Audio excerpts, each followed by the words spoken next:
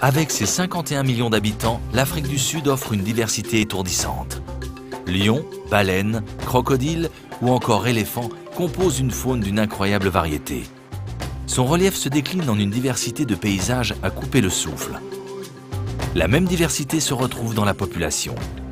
Après une histoire mouvementée, le pays, depuis la fin de l'apartheid dans les années 90, poursuit son combat pour répondre aux vœux de l'archevêque Desmond Tutu et à l'appel de Nelson Mandela de créer une nation arc-en-ciel. Partons à la découverte de ce pays situé à l'extrême pointe sud du continent africain.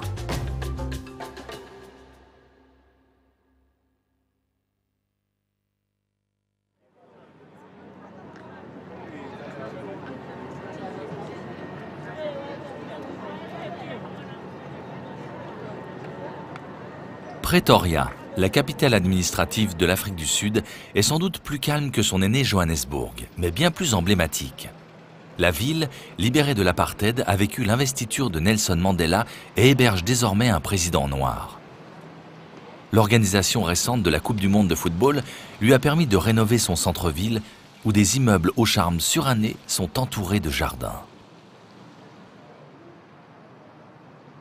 Dans les parcs autour de la mairie, les statues des pionniers de la ville sont les témoins de son histoire mouvementée, comme celle de Andries Pretorius, héros de la bataille de Blood River contre les Zoulous, de qui elle tient son nom. La colonisation britannique lui donne un cachet architectural particulier. Le Victoria, le plus vieil hôtel de la ville, en est un exemple.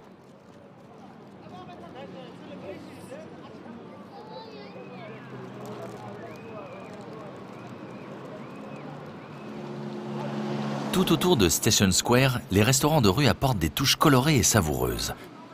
Pour les connaisseurs. Ce sont des intestins de poulet. Je les fais griller avec du sel. Je peux les faire épicer aussi. Mais certains de mes clients n'aiment pas trop quand c'est fort.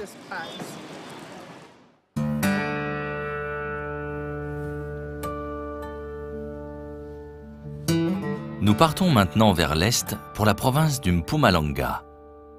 À Pilgrim Rest, rien ne semble avoir bougé depuis cette ruée vers l'or qui a bouleversé tout le sud du continent lorsque d'importants gisements furent découverts en 1873.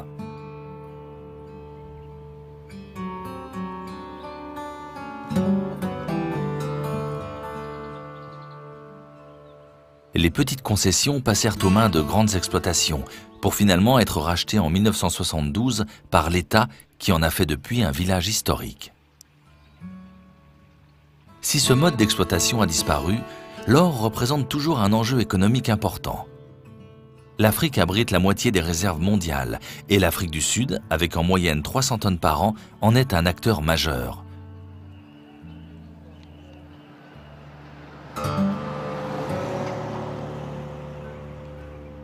Plus récemment, la hausse du cours de l'or a relancé une nouvelle vague de chercheurs d'or artisanaux en marge des exploitations gérées par les multinationales.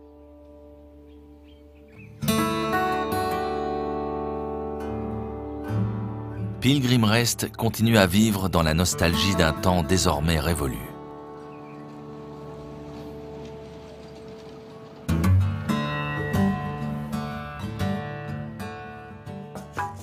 En serpentant vers le nord, l'escarpement du Drakensberg débouche sur l'un des sites les plus spectaculaires du nord du pays, le canyon de la rivière Blyde.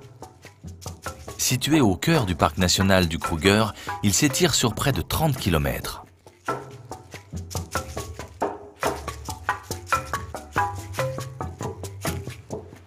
Le nom Blyde River fut donné en 1840 par les femmes de pionniers qui attendaient le retour de leur mari.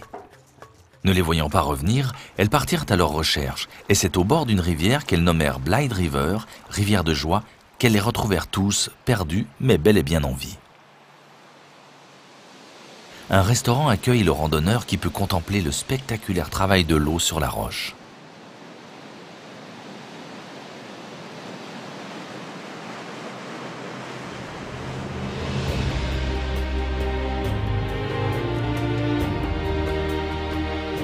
La vue la plus célèbre du canyon donne sur les 3 ronds d'Avel, qui rappellent des huttes africaines.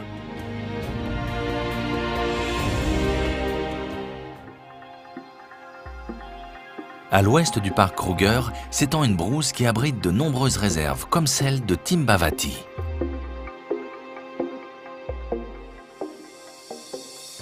Jason Turner est ranger. Il est en plein travail de repérage. Ce qui est unique avec les lions blancs, c'est leur couleur. Ils sont blancs, leurs poils sont blancs, en raison d'un code génétique très particulier, contrairement aux autres lions qui ont le poil plutôt brun. Les yeux des lions blancs sont en général verts et parfois bleus. Contrairement à ce que certains affirment, ils ne sont pas albinos. Ils ont les yeux et la truffe colorés, alors que celle des albinos est rose.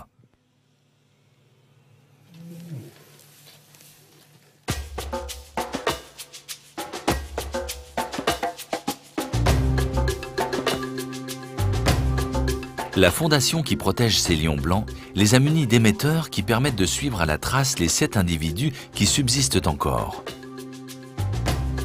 Ils sont autonomes, mais leur protection est un défi quotidien. Car plusieurs réserves des environs proposent à des chasseurs fortunés de s'offrir de bien tristes trophées.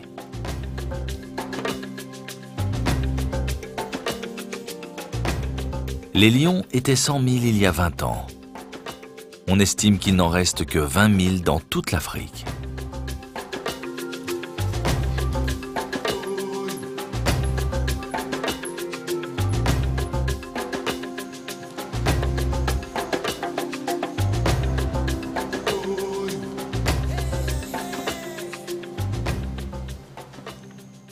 Le parc Kruger est l'un des symboles de l'Afrique du Sud. Un passage obligé qui, avec ses 20 000 km², couvre une surface équivalente à la moitié des Pays-Bas. C'est la plus grande réserve protégée du monde. Les peuples premiers apprirent très tôt à côtoyer les grands animaux, comme l'attestent certaines peintures rupestres. C'est en 1898 que Paul Kruger, alors président de la République du Transvaal et grand chasseur, fonda la première réserve.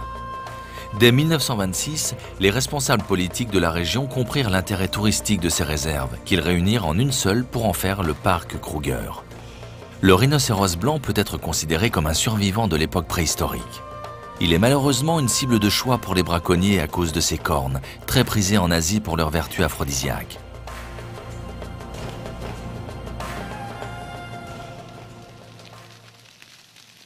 Les rangers entretiennent le parc en luttant contre son pire ennemi, le feu. Des incendies contrôlés sont déclenchés dans des zones bien délimitées.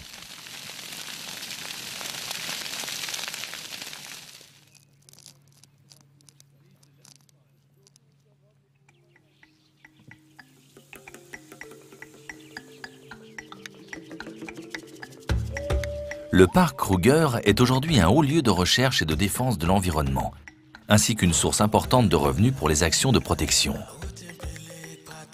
Avec plus d'1 million de visiteurs par an, la gestion du parc a été nettement améliorée, ne serait-ce que pour assurer la tranquillité des animaux.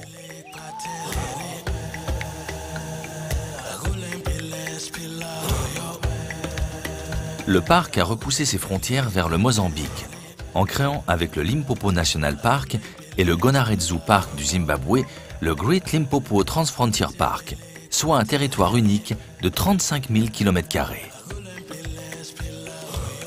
Il faut avoir de la chance pour croiser le Kalaou à bec rouge, connu ici comme le Hornbill, dont on compte à peine une vingtaine de nids.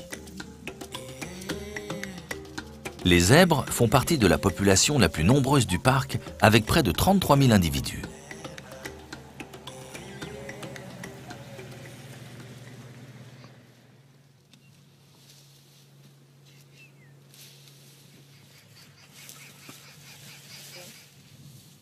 Les hordes d'éléphants méritent que l'on prenne des précautions. Ils restent avant tout des animaux sauvages qui protègent leur clan.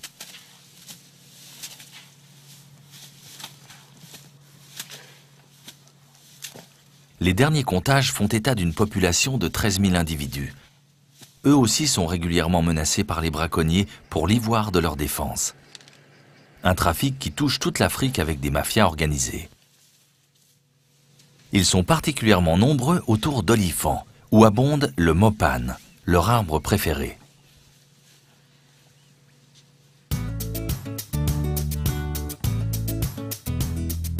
Le parc Kruger abrite plusieurs écosystèmes, chacun convenant à un groupe d'espèces spécifiques. Les girafes ont besoin de deux choses, d'acacias épineux qu'elles engloutissent à longueur de journée et de points d'eau pour la fin de journée.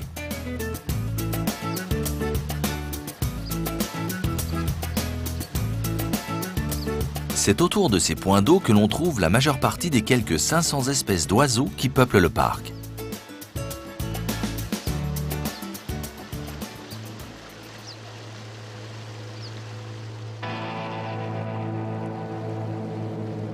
Les crocodiles sont environ 5000 du côté de Crocodile River. Leur taille moyenne est de 4 mètres, mais elle peut atteindre 7 mètres. La chasse sauvage existe malheureusement encore, pratiquée par des amateurs de trophées d'un autre temps.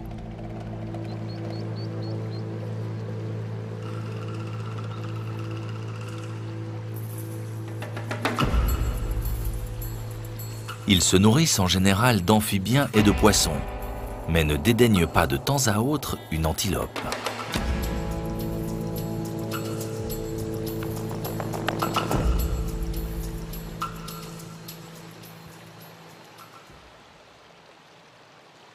Moins effrayants dans l'imaginaire collectif, les hippopotames adorent passer leur journée dans l'eau et la boue pour se protéger du soleil. Ils vivent en groupe d'une quinzaine d'individus et leur poids moyen est de 3 tonnes.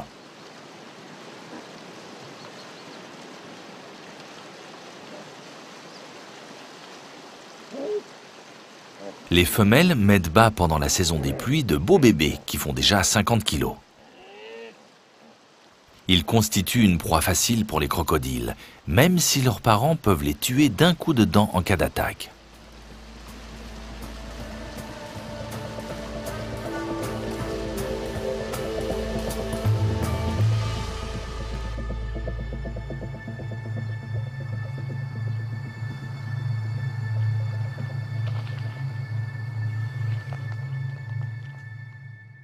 Nous partons maintenant vers le sud-est pour la province du KwaZulu-Natal, au parc de Hluhluwe-Umfolozi, considéré comme l'un des plus beaux du pays. Rudy, qui est ranger, dresse un tableau alarmant de la situation. Dans ce pays, les braconniers tuent 2 rhinocéros par jour. Et le problème pour le braconnage des rhinocéros est qu'il y a trop d'argent en jeu. Les acheteurs des cornes de rhinocéros offrent beaucoup d'argent. C'est donc devenu un problème très sérieux. Notre pays, cette année, a perdu quelques 250 individus.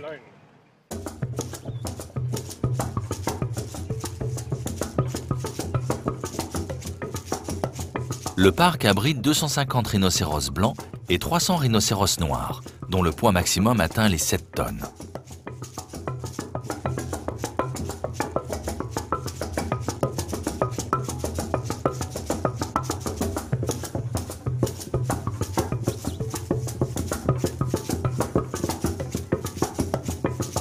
Ce parc est, avec celui de Yellowstone aux États-Unis, le deuxième parc le plus ancien au monde, avec une végétation qui devient plus dense en hiver.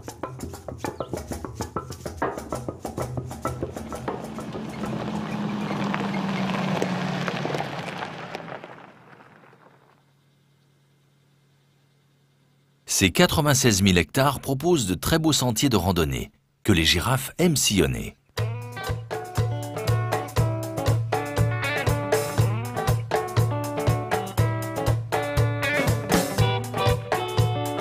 En fin de journée, elles aiment avoir une vue d'ensemble de leur territoire.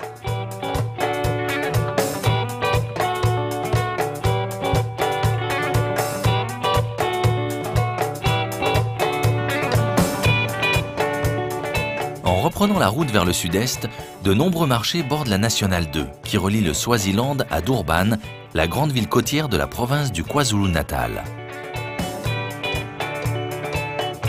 Si la région exporte beaucoup d'agrumes, le fruit vedette de la province reste l'ananas.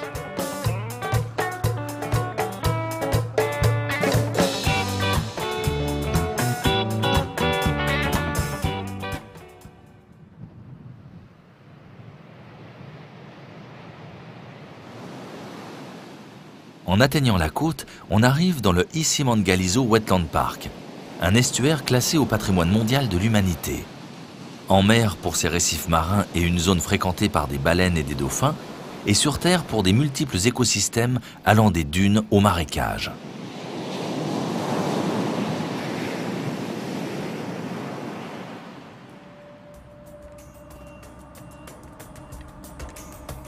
Les animaux sauvages sont nombreux et les pêcheurs doivent se méfier des crocodiles.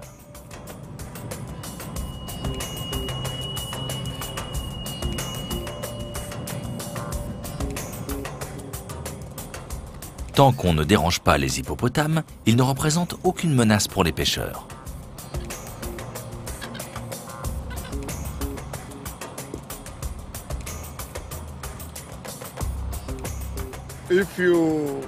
Lorsque l'on attrape des poissons volants, on risque fort d'avoir des soucis avec les crocodiles.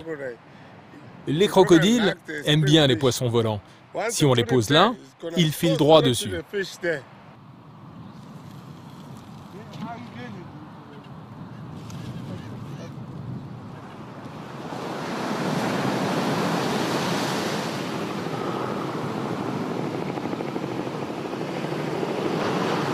De la plage d'Umhlanga, baignée par l'océan Indien, on a une vue imprenable sur la troisième ville d'Afrique du Sud, Durban.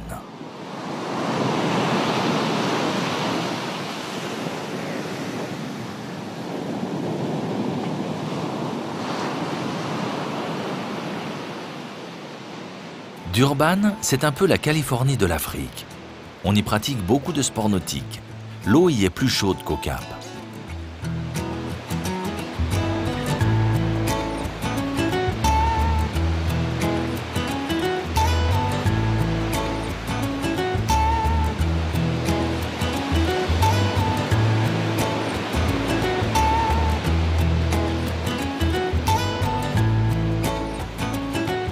Tous les loisirs et les activités sportives tournent autour des vagues et du surf.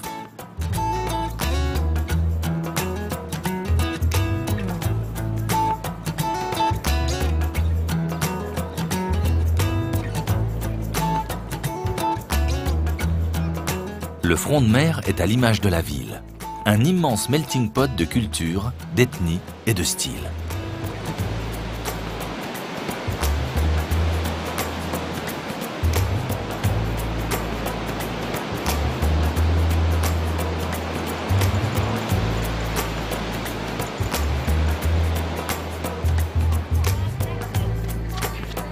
La ville s'est organisée autour de Natal Bay à la fin du XVIIIe siècle, même si auparavant cette baie avait servi de refuge aux explorateurs venus d'Europe.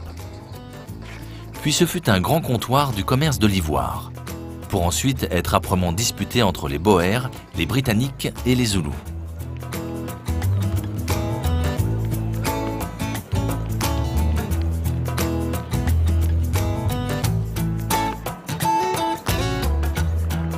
Durban aujourd'hui est avant tout le plus important port commercial d'Afrique du Sud, mais aussi un centre industriel où les grands constructeurs automobiles japonais et allemands possèdent des usines.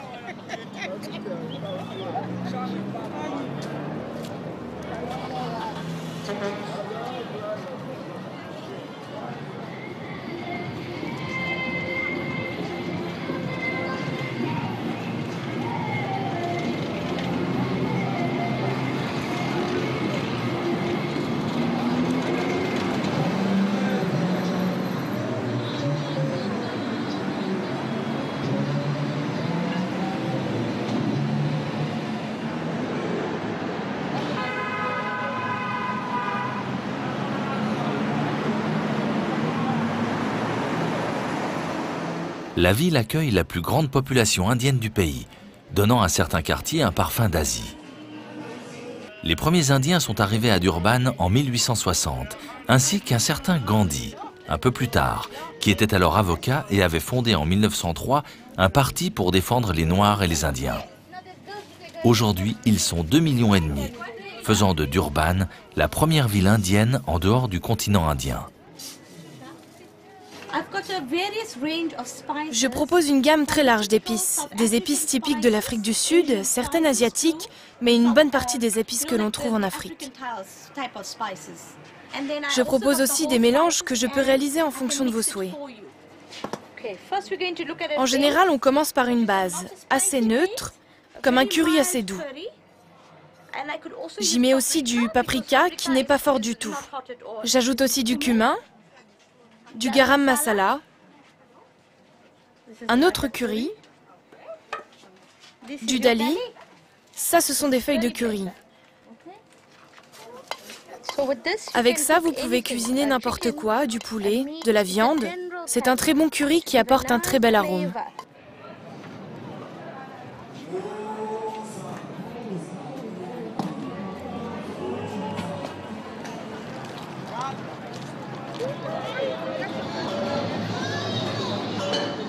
La zone autour de Victoria Market et du marché aux poissons s'est transformée au fil des années en un immense bazar. Au marché Mouti, les herbes médicinales traditionnelles sont en vedette, car elles sont prescrites par les guérisseurs, très présents dans la vie quotidienne.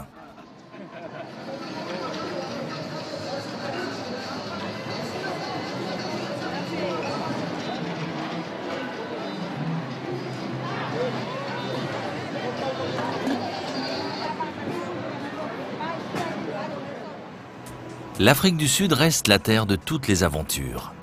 En reprenant la route vers le nord, nous tombons sur Herman Zapp, un Argentin qui fait le tour du monde depuis 11 ans avec sa femme et ses 4 enfants dans une vieille Graham Page de 1938.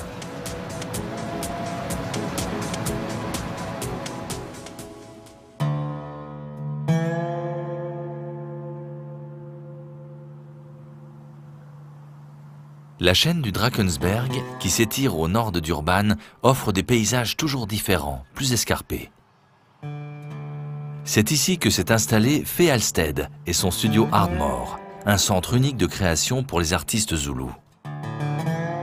Les œuvres en bois de nombreux artistes zoulous ont été lourdement taxées il y a quelques années au Zimbabwe. Cette situation a amené la plupart d'entre eux à brûler leurs œuvres et à se déplacer. Fay a ouvert ce centre dédié à la céramique. Elle a encouragé de nombreux artistes à s'exprimer dans un domaine qu'ils ignoraient, créant une dynamique artistique autour de la culture zoulou.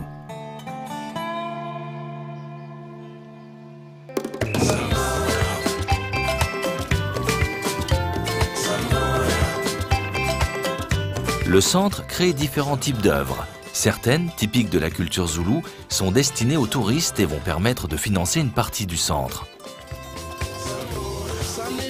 D'autres seront des créations plus personnelles.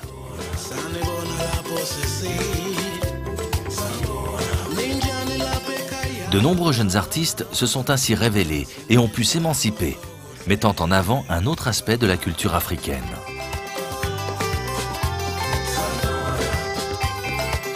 L'action de Fay Halstead a aussi eu des vertus politiques.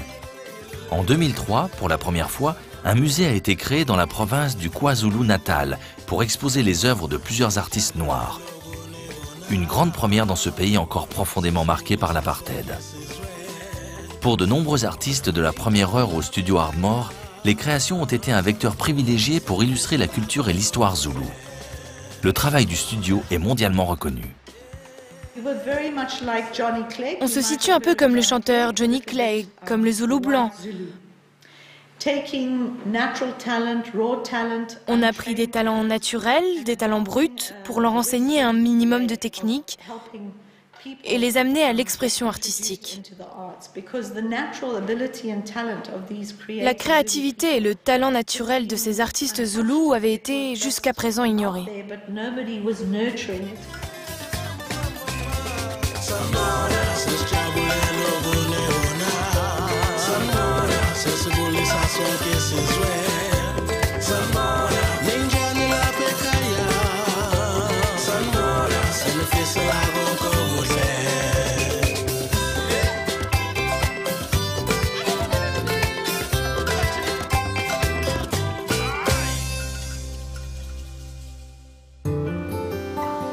Nous reprenons la route vers le sud en traversant les paysages du Transkei, terre sur laquelle vivent les Xhosa, la tribu de Nelson Mandela. Cette région, que l'on appelle aussi la côte sauvage, loin d'être inhospitalière, possède de nombreuses ressources naturelles, en particulier végétales. Les Xhosa les utilisent comme remède naturel. Plusieurs arbres ont des écorces qui soignent la grippe.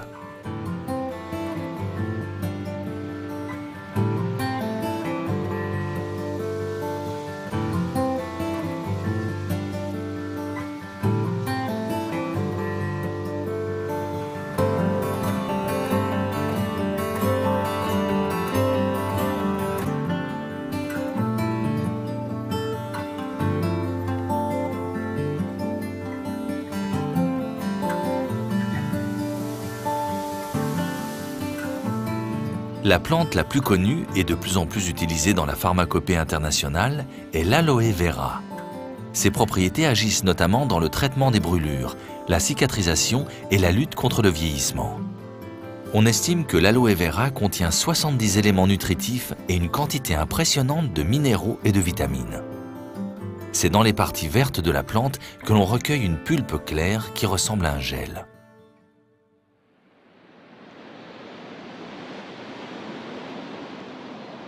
Plus au sud, la côte se fait chaleureuse pour arriver à Jeffreys Bay. Autrefois paisible station balnéaire familiale, elle est devenue l'une des mecques mondiales du surf, notamment en hiver.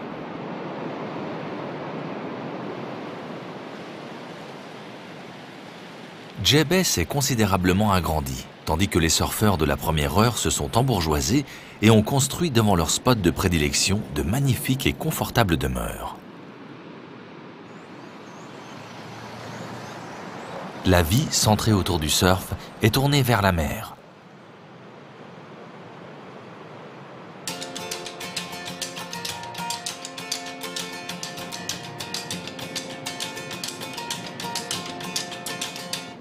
Le style architectural du bord de la plage n'a rien à envier à celui des côtes californiennes ou australiennes. Ces belles maisons offrent surtout le comble du luxe. N'avoir que 30 mètres à parcourir pour se jeter à l'eau et surfer.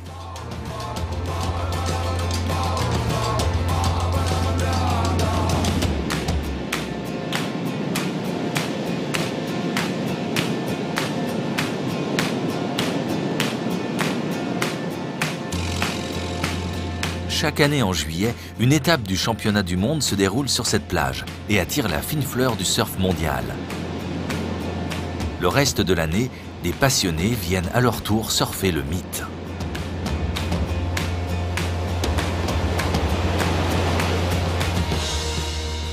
En poursuivant la légendaire Nationale 2 qui longe la côte jusqu'à Cape Town, les stations balnéaires se succèdent comme Plettenberg Bay, qui parfois a du mal à contenir l'animation générée l'été par son cadre magnifique.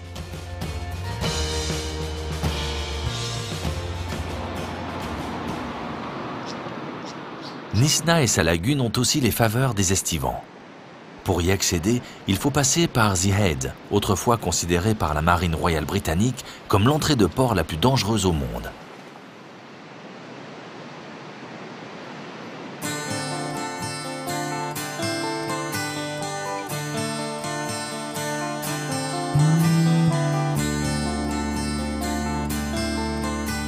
Nisna est la principale ville sur la Garden Road qui longe la côte. Jadis centre de l'industrie forestière, elle est aujourd'hui fréquentée par des amateurs de plage, de voiles et d'huîtres.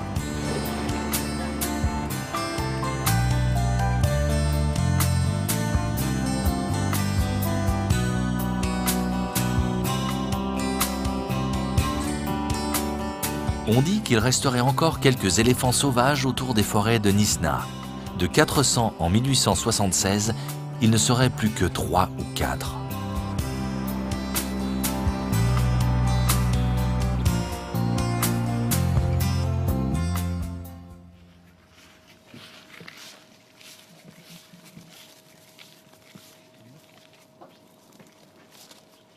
La Protea, fleur emblématique, partage désormais l'écusson du maillot national de rugby avec le Springboks. Nous sommes chez Gary Botta, qui gère une plantation de Protea. Dans cette région côtière, la proximité de la montagne et de la mer donne au sol toutes les qualités nécessaires à son épanouissement. Voilà une toute petite sélection de ce que l'on fait. Il existe plusieurs centaines de fleurs. Et ça, c'est juste une sélection de ce que nous faisons pousser ici. Ces plantes peuvent résister à de forts écarts thermiques. Certaines journées d'été, les 30 degrés sont allègrement franchis et l'hiver, à flanc de montagne, il peut geler. Il nous faut 5 à 6 ans pour partir d'une graine et atteindre cette étape actuelle, pour obtenir une fleur sur une belle tige. À 2 ou 3 ans, on n'obtient qu'une petite tige. Et au fur et à mesure de la maturité de la plante, la tige grandit et c'est ce qui est recherché par les clients.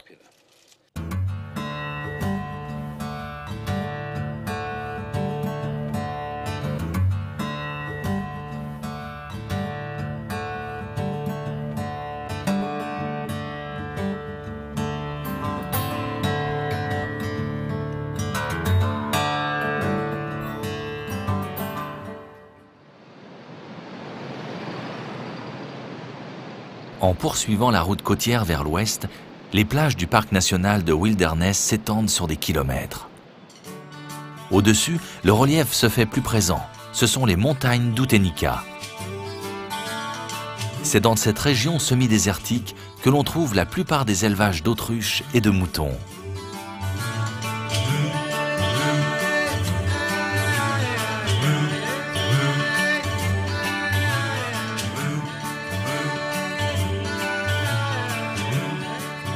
Le siècle dernier, la plume d'autruche a fait la fortune de quelques éleveurs.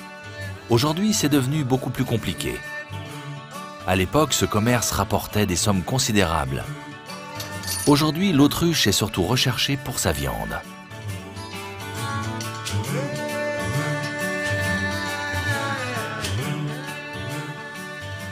Okay, ici, vous avez donc un œuf d'autruche.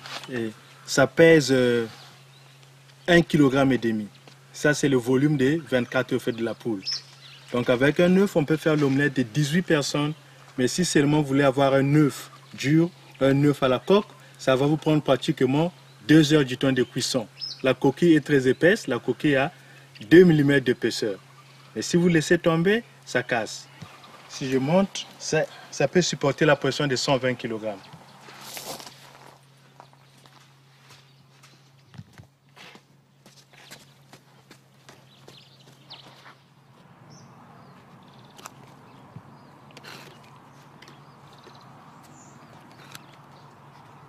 Ici, vous avez des plumes blanches. Avant, ce sont des plumes blanches qui apportaient beaucoup d'argent. Les plumes blanches étaient vendues à des prix records. 1 kg de plumes blanches avait la même valeur qu'1 kg d'or. Mais c'est encore utilisé au Brésil pour les carnavals de Rio.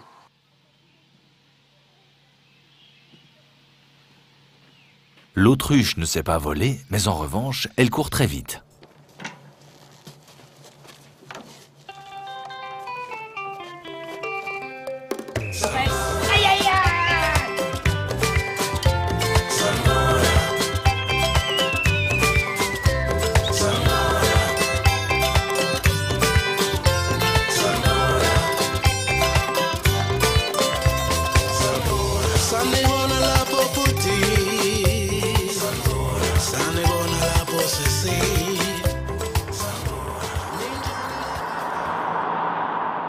Dans cette région de Klein Karoo, le village de Oudtshoorn est considéré comme la capitale mondiale de l'autruche. Avec les buffles pour compagnons, des lodges privés comme celui de Buffelsdorft proposent aux visiteurs un confort dans la plus pure tradition des safaris avec une vue privilégiée sur le bain des hippopotames.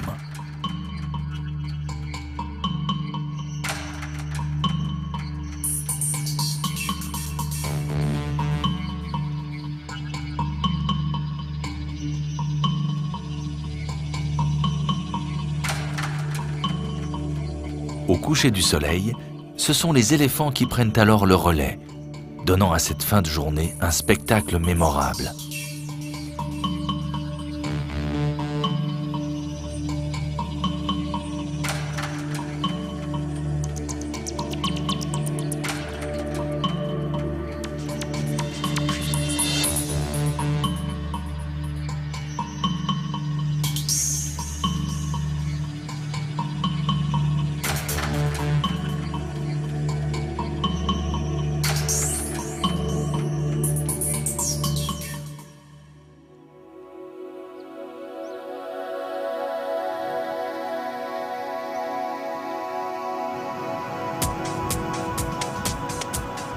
Il est temps de reprendre la route à travers les montagnes de Swartberg.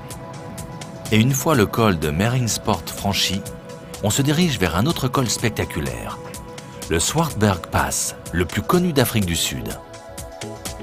On y trouve encore quelques élevages d'autruches. Mais ce sont les babouins qui ont désormais la vedette. Même s'ils sont plus discrets, on recense dans cette région plus de 130 espèces d'oiseaux. Le bar Ronnie sur la route 62 est un lieu mythique. Il a été ouvert dans les années 80 par Ronnie, un fermier qui voulait arrondir ses fins de mois. Des copains venus boire un verre ont peint sur le mur le mot « sexe » et depuis, il entretient volontiers la confusion sur la nature de son bar où il est de bon ton de signer sur les murs ou encore de laisser un souvenir.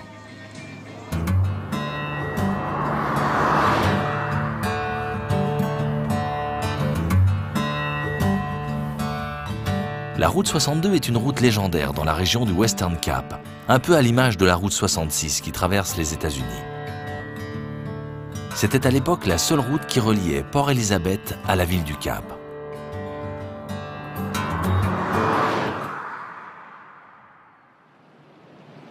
Nous voici à nouveau sur la côte, à 2 heures de route du Cap à Hermanus. C'est un port de pêche, mais c'est surtout le point de départ pour approcher les plus grands mammifères marins, les baleines.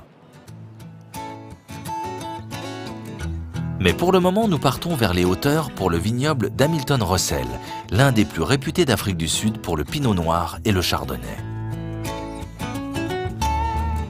L'exposition de ce domaine entre mer et montagne donne des vins connus et recherchés dans le monde entier.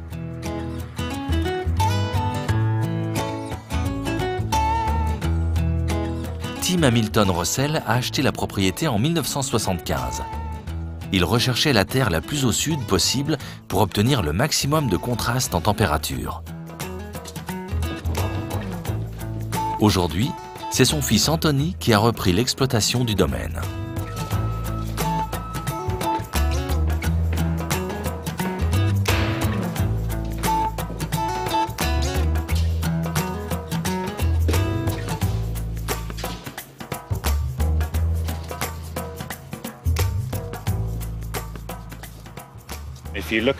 Si vous regardez le sol derrière nous sur cette pente, c'est Table Mountain. C'est un sol plutôt sablonneux. Il n'y a pas de terre glaise, c'est une structure plutôt légère. Le vin qui est issu de ces parcelles est plus fruité, en tout cas beaucoup plus fruité de ce que les gens attendent d'un pinot chardonnay du Nouveau Monde. Mais sur cette parcelle, c'est complètement différent. C'est une grosse terre glaise, proche de la mer. Il ne fait pas trop chaud et beaucoup de monde nous dit qu'il y a une grande ressemblance avec le vin de Bourgogne.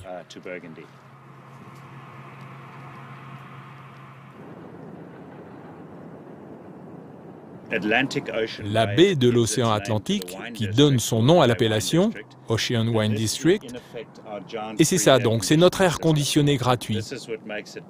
C'est ce qui nous permet de faire pousser du raisin dans de bonnes conditions, avec une bonne acidité et un bon pH.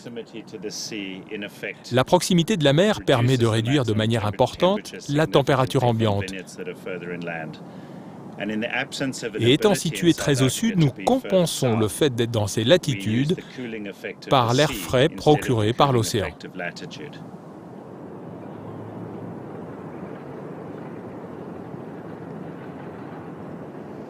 De retour au port, il est temps d'embarquer pour une promenade qui promet d'être mémorable si l'on en croit les pêcheurs locaux.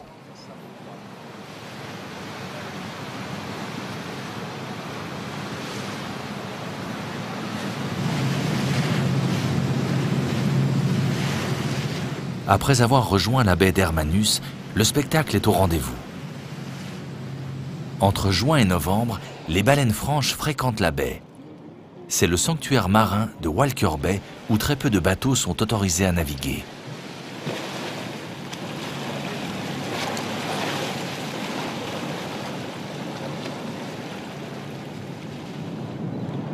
Les baleines ont parcouru 8000 km depuis les eaux devenues glaciales de l'Antarctique pour venir se reproduire ici.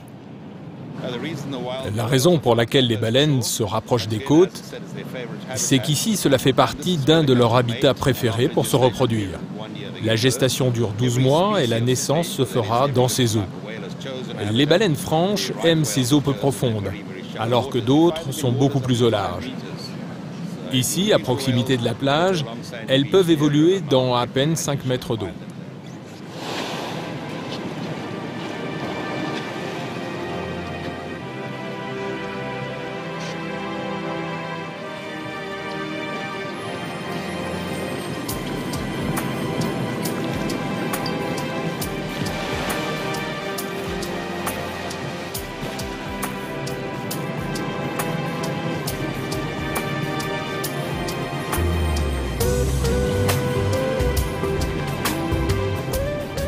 Sa tête est recouverte de callosités qui la rendent facilement identifiable. Elle partage les eaux avec des otaries qui sont de bonne compagnie.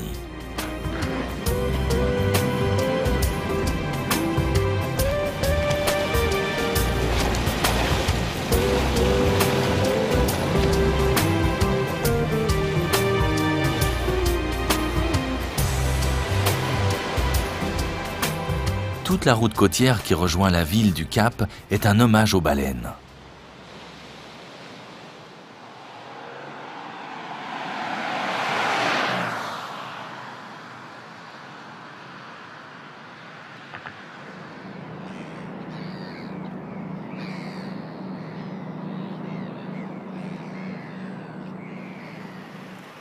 Le port de Hood Bay, situé au pied du pic de Chapman, alimente chaque jour le Cap en poissons frais.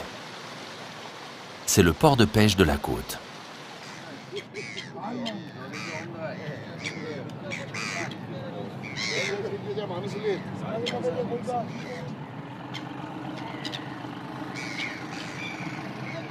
Chaque matin, les bateaux rentrent avec les cales chargées de thon. Cette pêche fortement surveillée et contrôlée exclut les navires-usines. Chaque année sont organisées des épreuves internationales de pêche sportive.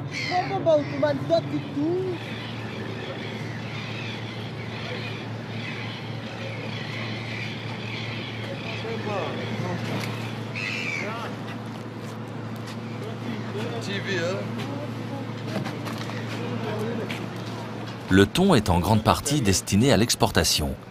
C'est de Hood Bay que partent aussi toutes les langoustes.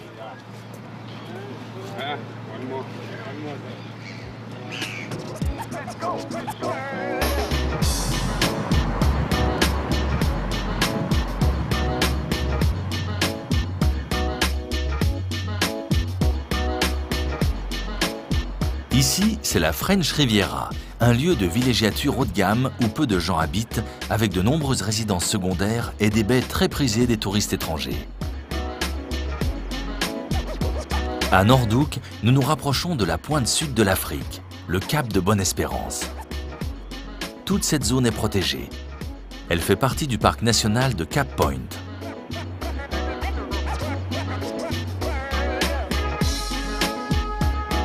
La plage de Misty Cliff, enveloppée dans la brume, est la dernière avant le cap symbolique.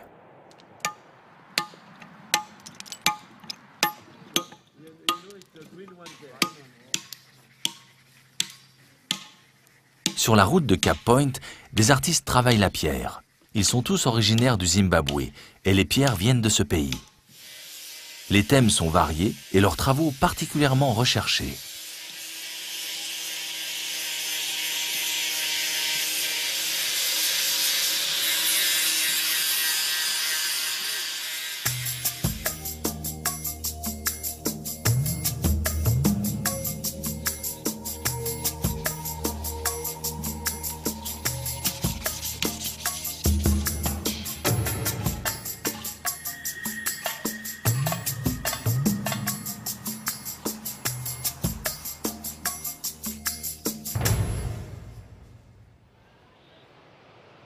Les autruches s'aventurent parfois aussi dans le parc naturel de Cap Point. Le cap de Bonne-Espérance peut être pour les marins synonyme de calvaire ou de soulagement. C'est le point le plus au sud du continent africain. Même si le point de partage des eaux entre l'océan Indien et l'océan Atlantique se situe à une cinquantaine de kilomètres à l'est, c'est psychologiquement un passage important à franchir. Pour les promeneurs, le parc offre de belles randonnées en compagnie des dacis, une sorte de chiens de prairie qui vivent dans les rochers et qui ressemblent de loin à des marmottes.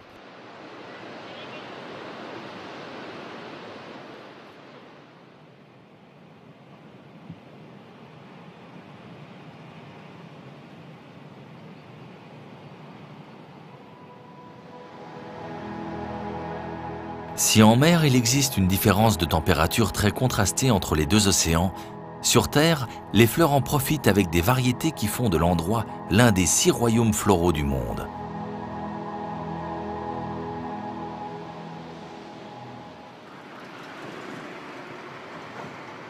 La ville du Cap ne laisse pas indifférent.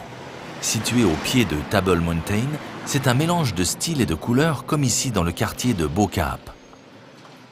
C'est le quartier musulman, dont certains habitants descendent des esclaves amenés par les Hollandais à partir du sous-continent indien et de l'Indonésie. L'Afrique du Sud a connu une période difficile avec l'apartheid, qui a pu être abolie grâce à l'action de grandes personnalités, comme Nelson Mandela, Desmond Tutu, Frédéric de Klerk ou encore Albert John Luthuli. Ils ont tous les 4 été prix Nobel de la paix.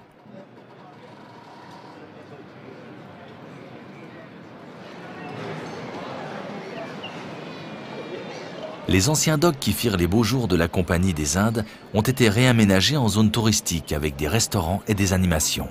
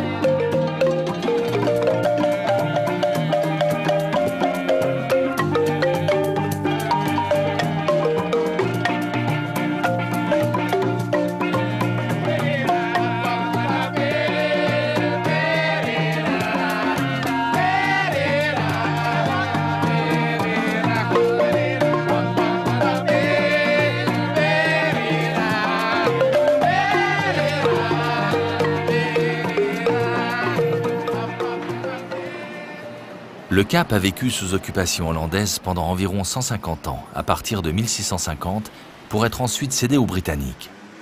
On ressent ces différentes influences dans le style architectural du centre-ville. Certaines parties ont conservé un côté suranné, comme dans le quartier de l'Observatoire, où se situent plusieurs universités et que se sont appropriés les artistes et les musiciens. Le château de Bonne-Espérance est le plus ancien bâtiment d'Afrique du Sud. Il s'agit d'une forteresse militaire construite en 1666 par les Hollandais. Mais le plus emblématique, c'est la mairie, car c'est de son balcon que Nelson Mandela, élu président après avoir passé 28 ans en prison, a prononcé son discours d'investiture et lancé le message sur la naissance de la nation arc-en-ciel pour rassembler tous les Sud-Africains, quelle que soit leur couleur. La situation a certes changé depuis. Les prix de l'immobilier se sont envolés et le centre-ville est plus sûr et plus agréable. Le phare de Sea Point marque l'entrée dans Waterkrant, un quartier fraîchement rénové. Le Cap est adossé à la montagne, donc les plages encore préservées sont très recherchées, comme celle de Clifton, bordée de bungalows dont les prix dépassent l'entendement. À 15 km du Cap, on est encore un cran au-dessus, avec le village de Llandudno, qui d'une plage de surf réputée est devenu au fil des années un quartier très privilégié aux maisons d'architectes magnifiques.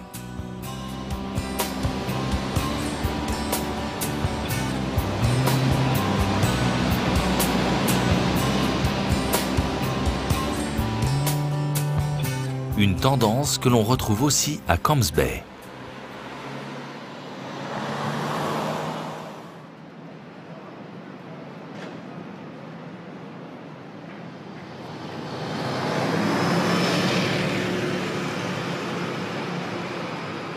Mais c'est dans le centre-ville que vibre le Cap, autour de Long Street et du quartier de Showmarket, toujours très animé avec de nombreuses échoppes d'antiquaires et un marché africain.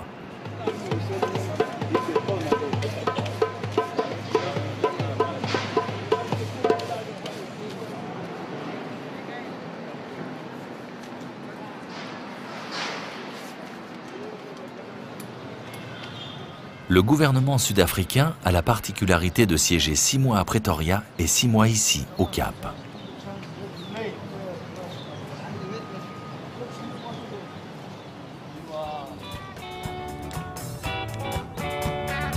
C'est dans cette ville emblématique, dominée par la majestueuse Table Mountain, que s'achève notre périple, dans ce pays qui laisse graver en nous l'image d'un patchwork géant qu'un coucher de soleil vient toujours sublimer.